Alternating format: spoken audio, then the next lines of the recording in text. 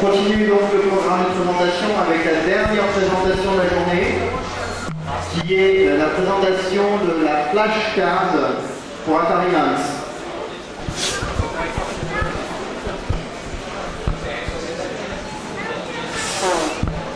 Ja, hallo, ich bin der Bernd und bei meinem Projekt ist, ich habe ein Entwicklungstool von Atari Lynx entwickelt.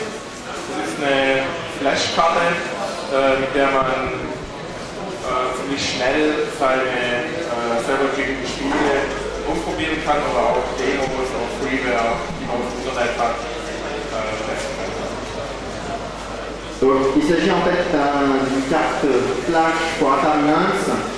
L'idée étant de pouvoir y loader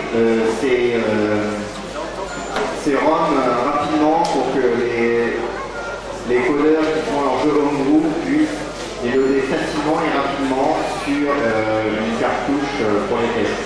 Donc la version que je vous montre aujourd'hui, c'est le premier prototype. On lui avait dit que c'était pas celle-là qu'il fallait qu'il montre. La version finale n'est pas plus grande qu'une cartouche Lynx.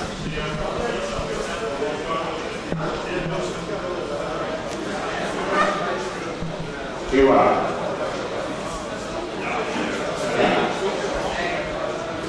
En haut à droite, on a la connexion USB. Juste en dessous, c'est le bouton Reset. Et le bouton sur la gauche, c'est le bouton qui permet en fait de faire communiquer cartouche et console. Et ordinateur console, c'est le bouton qui permet de lancer les deux choses. Donc la carte a une mémoire vive de 512 KO et aussi une EEPROM qui permet de sauvegarder les meilleurs scores. Donc la connexion à l'ordinateur se fait en USB. La connexion USB émule un port parallèle et la vitesse de débit est de 9000 à 10 000 KO secondes. Donc la carte supporte tous les formats de sauvegarde actuellement connus sur Lynx.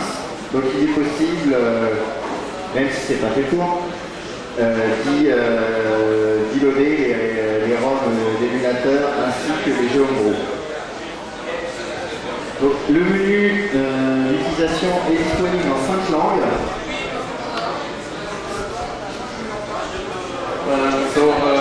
Auf dem Computerscreen sieht man das Menü. Kann man verschiedene Aktionen auslösen, man kann mit den Speicherchips kommunizieren, Baudrate einstellen, Sprache und man kann auch ein paar Infos abrufen und auch Wechselkarte, falls mal was schief läuft, auch wieder resetten. Donc, comme vous pouvez voir ici, c'est le menu. On accède aux différentes options du menu en pressant un bouton sur le clavier. Donc on peut lancer le transfert, choisir sa langue, et si jamais quelque chose ne fonctionne pas correctement, il faut possible de resetter la carte. Donc cette carte est compatible avec toutes les versions de Windows de 95 à Vista, macOS 8 à 10 et aussi Linux 3. La carte dispose aussi d'une fonction de boot qui permet donc de mettre à jour le firmware si jamais certains bugs venaient à être découverts ou si le firmware devait s'enrichir de nouvelles fonctionnalités. Donc déjà 2 updates du firmware sont prévus. Instruction. Donc à l'heure actuelle, par exemple, si on entre un high score, ça va écraser toutes les données. Donc là, il veut améliorer ceci. Donc pour loader un jeu sur la carte, celle-ci va devoir, dans un premier temps, effacer la mémoire et réécrire la mémoire dessus. Et là, on a vu, ça n'a même pas duré 25 secondes pour loader une image. Et donc là, la dernière étape qui nous reste, c'est simplement déconnecter la carte du PC, la connecter dans la Lynx et allumer la Lynx. Dans certains systèmes de boot, si jamais pendant l'update de firmware, quelque chose passe de travers, très généralement il faut soit recommencer, soit à la limite il faudra réinstaller le logiciel.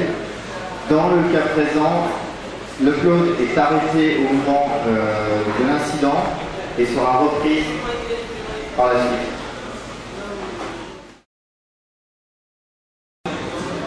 Donc ceux qui souhaitent avoir cette carte peuvent se la procurer. Elle est prête à l'emploi. La seule chose qui reste encore à peaufiner, ce serait un manuel et un packaging, donc une cover pour le packaging. Le prix normal de cette carte est de 79 €. Mais ceux qui l'achètent, qui souhaiteraient l'acheter soit aujourd'hui, soit demain, pour en bénéficier que pour 70 €.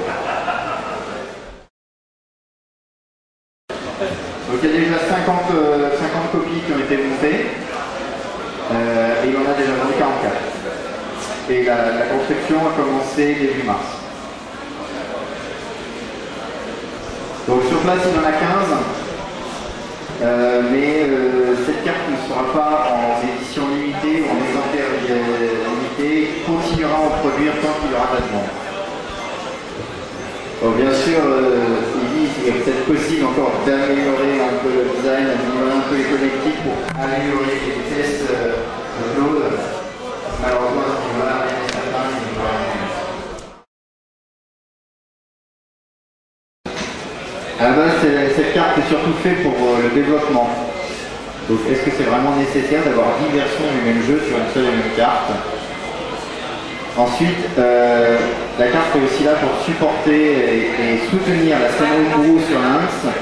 Et s'il était possible de pouvoir loader 20 jeux homebrew sur une seule et même carte, cela risquerait de détruire carrément la scène homebrew Lynx et l'ambition des codeurs amateurs sur Lynx.